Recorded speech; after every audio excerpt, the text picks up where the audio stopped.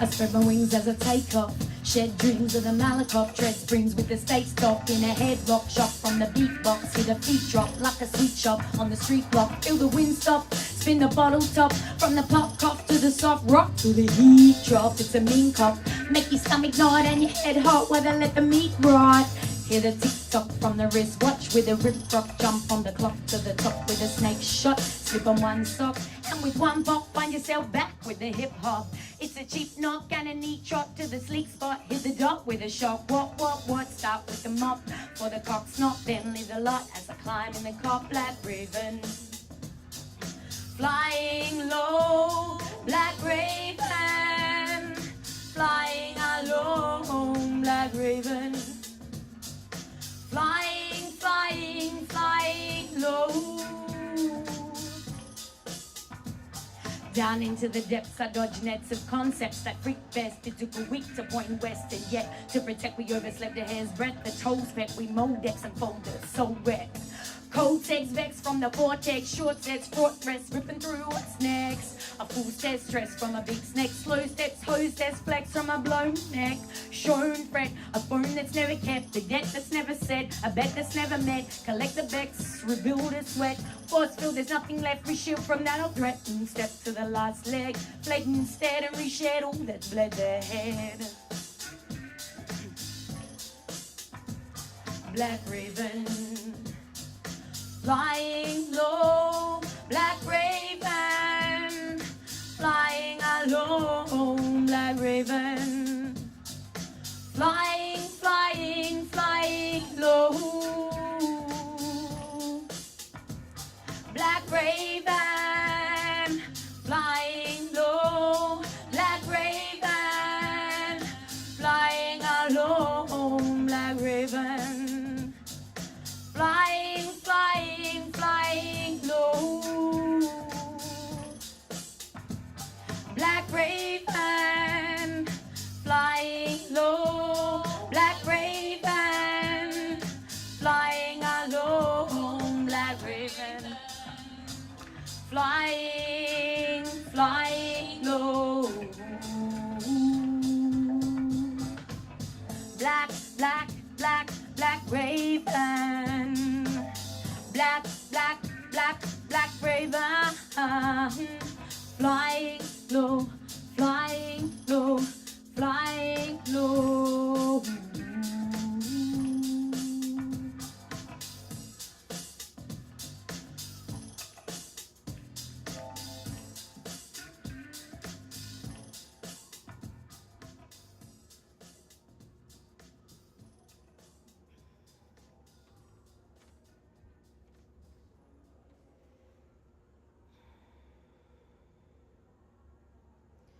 Everything got darker once I lost the love of my life. I went off into the world, holding the hand of the dark side. Nothing to keep my feet on the ground. I'd already, unknowingly, planned my escape. At least timing was on my side. I flew, went as far as I could go, deep into the depths, and found myself scampering to make it out with enough breath left on the other side. People were good to me. I had a lot of luck. It seemed that strangers were better to me than those I'd loved and left behind. I was in Spain, hanging out with some European guys, and we decided to go to Portugal for the weekend, to Porto, to drink port. Sounded like a great idea.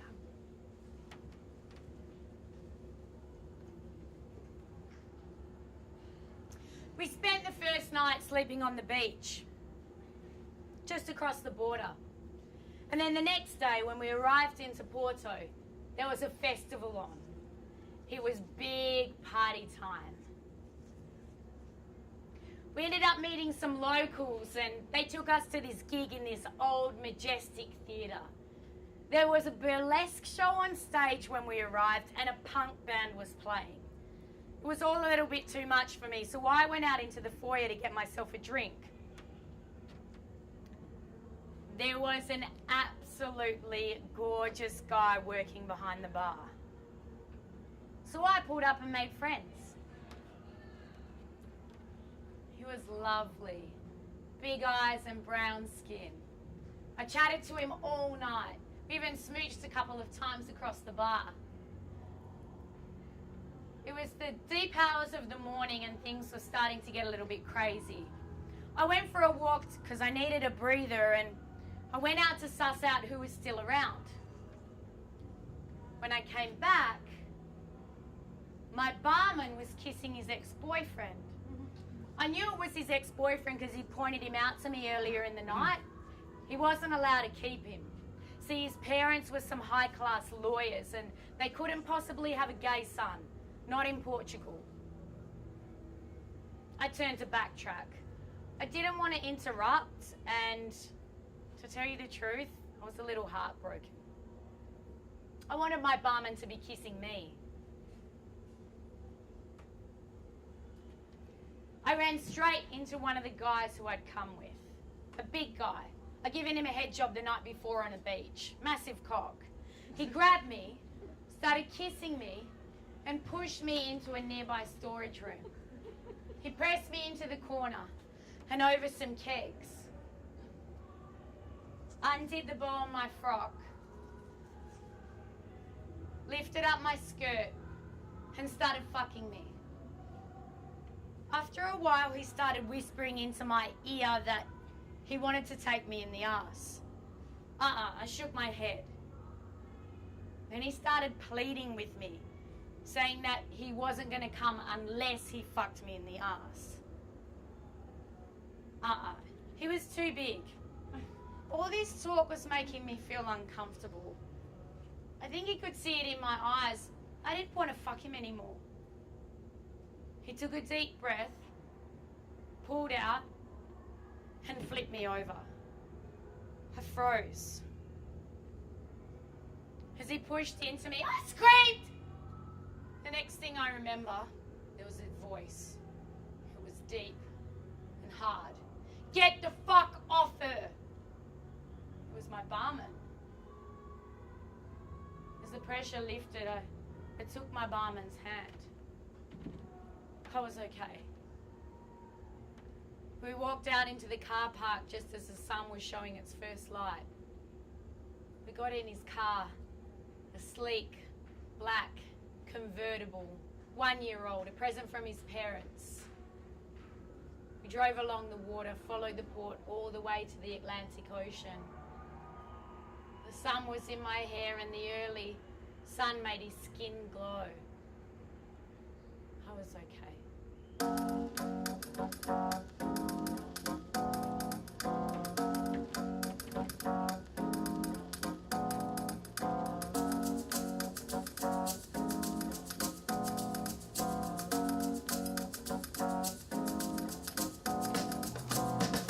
An angel in a black convertible came to save me, came to save me.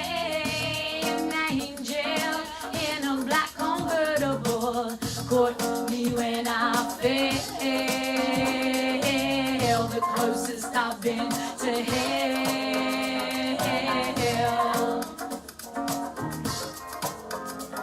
Yeah, freedom, black convertibles, bingo and his cocktails. How many celebrities who get the VIP tables? Spins around other cash, not a coke and flats that are flash. How my choice of bites from the biggest stash. Have my lungs filled with endless amounts of weed and hash. Fuck metal fiends that been introduced to the honeymooners path. Found myself deep amongst the core players who were nothing but bad.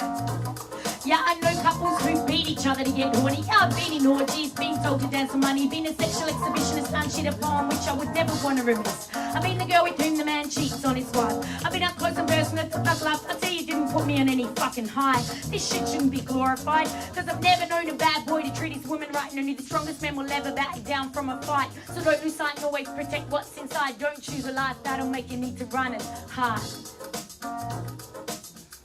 An angel in a black convertible came to save me, came to save me. An angel in a black convertible caught me when I fell, the closest I've been to hell.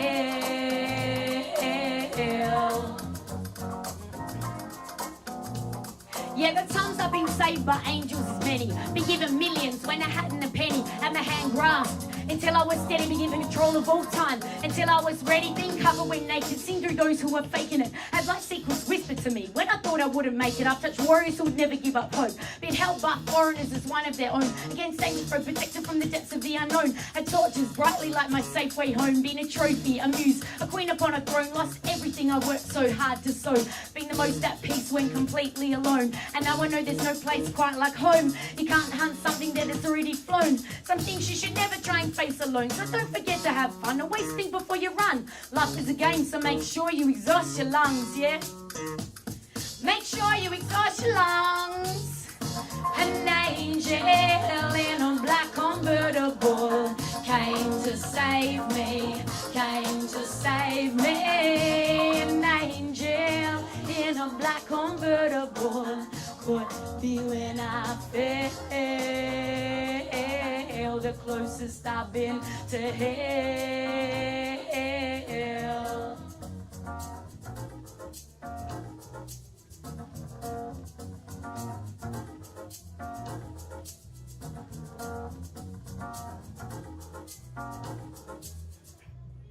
Let's talk about sex for now. To the people at home or in the crowd, it keeps coming up anyhow. Don't decoy, avoid, or make void the topic, because that ain't gonna stop it.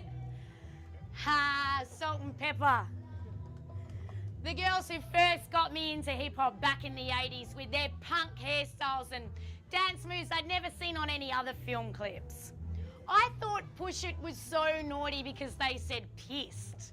The more explicit meaning of that song was completely lost on me at the age of 7. I think sex is the most important part of any relationship. It's that thing that you do with your partner that you don't do with anyone else. The most intimate part, the part that no one else sees or has any real insight into. The part where you literally come together. I think a lot can be said about a relationship by looking at the sexual life of it. It can be so telling. I'm a firm believer that if the sex isn't good, there's something wrong in the relationship. It's the first sign. Now, I grew up believing in the idea that all men want sex all the time. Isn't that the stereotype that we're led to believe? Men have these dicks that they can't control and they need to offload themselves all the time, and us women, we don't have such a need, at least not a strong one, and so spend the good part of our lives saying, no, sorry honey, not tonight. Where the hell did this idea come from? When I first started having sex and wanted to root all day every day, the guy that I was with wasn't really up for it. I began thinking that maybe there was something wrong with me. I thought they always wanted it. I thought maybe I wasn't pretty enough or attractive enough, or maybe I didn't do the right things to turn him on. I look back now and realise that wasn't the case at all. Men are just like women. Some have a high libido, some don't. The trick is to find someone with a similar level as yours. Not always easy. I caught up with a girlfriend a couple of months ago who, after a few wines, confessed that she was considering cheating on her husband of 10 years. She still loved him, but the sex had always been bad. She could see her prime years slipping away. 10 years of bad sex. She asked me, can you imagine what that's like? No, I can't. Sounds like hell. She said at least what she was considering doing wasn't nearly as bad as emotional cheating. Now, I'd never heard this term before. It's when one half of the relationship forms a deeper emotional bond with someone else of the opposite sex. And that's the person that they share all their hopes, dreams, fears, relationship problems with. It's that closeness, that intimacy without the sex. That's way worse, she said. Sex is just physical. Yeah, I've got some friends who got themselves into this situation. The other partner became the third wheel. That's definitely worse. I did at least manage to convince her to agree on taking a break from her husband before she fucked anyone else. Guilt minimization is what a good friend should encourage in these situations.